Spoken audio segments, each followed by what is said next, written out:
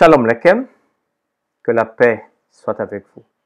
Aujourd'hui, vous avez le pasteur Anani dans un thème bien important dans la rubrique « Les mots de la Bible ». Aujourd'hui, nous voyons donc l'adoration. Ainsi, l'adoration vient du latin « adorare » qui vient de « orare ». À la langue religieuse et juridique du XIe siècle, le terme ici signifie prononcer une formule rituelle, adresser une prière à, un plaidoyer pour, ce qui indique donc la prière verbale. Mais cela n'est pas tout. Le terme dans l'Ancien Testament pour indiquer le mot adoration qui apparaît 188 fois, c'est shachak. Shachak signifie se prosterner, qui dans une forme causative indique l'abaissement que quelqu'un a. Figurativement, par exemple, ça peut être l'abaissement que donne l'inquiétude. Dans le Proverbe chapitre 12, verset 25, vous avez l'inquiétude dans le cœur de l'homme là-bas, shachak, mais une bonne parole le réjouit. On peut donc se prosterner devant un supérieur en révérence, accompagné d'une posture de supplication, comme dans David devant le roi Saül. Après cela, David se leva et sortit de la caverne. Il se mit alors à crier après Saül, « Oh roi, mon Seigneur !» Saül regarda derrière lui et David s'inclina le visage contre terre et se prosterna. En plus, nous pouvons encore le faire devant Dieu en adoration ou devant sa grandeur. Vous avez le cas de Moïse, lorsque la théophanie de Dieu se révéla. Dans Exode chapitre 34, verset 7 au verset 8, on dit « Aussitôt Moïse s'inclina à terre et adora ». Alors l'adoration, c'est un signe de révérence devant un monarque, devant un roi, devant un supérieur, mais en adoration devant Dieu. Mais cela également peut se faire devant un ange en théophanie, l'ange de l'Éternel ou le chef de son armée, dans Josué chapitre 5, verset 14, ou Nombre chapitre 22, verset 31, Genèse chapitre 19, verset 1. L'adoration. Le terme shachak est traduit par la version grecque de l'Ancien Testament qu'on appelle la Septante 161 fois par proskineo, une fois par latreo, pour signifier servir les nations en les adorant. Josué chapitre 23, verset 7.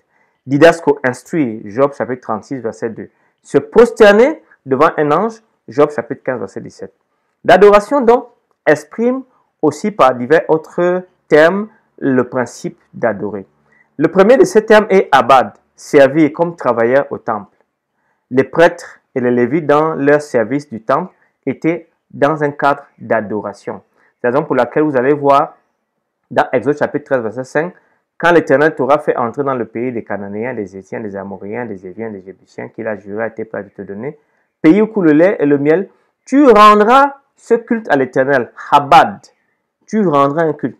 Par exemple, donc quand le prêtre offre des sacrifices, Nombre chapitre 3, verset 7, Exode 10, verset 26, il fait donc une adoration, d'où un service rendu à Dieu, ou à, souvent à défaut Dieu, 2 Rois chapitre 21, verset 3. Servir donc est une conséquence de l'adoration qui est utilisée en parallèle en défense avec la défense des fausses adorations. Exode chapitre 20, verset 5. Tu n'auras pas de Dieu devant ma face, tu ne les serviras ni toi ni ton père, ainsi de suite. Exode 23, verset 24 et Deutéronome chapitre 5, verset 9. Il y a aussi le terme segid qui signifie se prosterner pour rendre hommage à un homme qui représenterait son Dieu. Daniel chapitre 2, verset 46. Ou adorer une représentation physique, par exemple une statue. Le roi Nebuchadnezzar qui a exigé que tous les monarques, les gouverneurs se mettent à adorer sa statue. Dans le Nouveau Testament donc, le terme se rattache à un mot proskineo. Pros qui vient de os qui dit bouche et kineo qui signifie se baisser. Donc cela implique le geste de s'incliner d'un sens basique, s'incliner pour embrasser les pieds ou l'oulet du vêtement ou le sol de quelqu'un devant lui en prosternation. Alors, le Nouveau Testament connaît donc l'adoration qui est un devoir qui doit être rendu à Dieu seulement. N'est-ce pas? Ça, c'est très intéressant. Apocalypse chapitre 19, verset 10, nous donne donc ce sens. Et je tombais à ses pieds pour l'adorer, mais il me dit, garde-toi de le faire. Je suis ton compagnon de service, ceux de tes frères qui ont le témoin de Jésus. Adore Dieu, car le témoin de Jésus est l'esprit de prophétie. Alors, deuxième axe, c'est Jésus lui-même qui a dit, retire-toi de moi, Satan, car il est écrit, tu adoreras le Seigneur ton Dieu et tu le serviras lui seul. Et aussi, le deuxième aspect de l'adoration, c'est que à Jésus-Christ, on rend l'adoration. Par exemple, dans Jean chapitre 20, verset 28, Thomas lui répondit, mon Seigneur et mon Dieu. Jésus lui dit, vous savez, les deux termes, kurios, Et Théos signifie Adonai et Elohim, ou Yahvé et Elohim dans l'Ancien Testament. Et Jésus a été déjà adoré depuis la naissance. Rappelez-vous, et dit, où est le roi des Juifs qui vient de naître, car nous avons vu son étoile en Orient, nous sommes venus pour l'adorer. Alors, Jésus-Christ recevait de l'adoration, mais ce n'est pas tout. Le diable lui-même et ses démons exigent ou reçoivent l'adoration, surtout à la fin des temps. Et cela est très, très intéressant. Et vous voyez, dans Hébreux chapitre 1, verset 6, les anges même adoraient Jésus-Christ, mais nous avons plus pour l'adoration des démons. Les autres hommes qui ne furent pas tués par ces fléaux ne se repentirent pas des œuvres de leurs mains.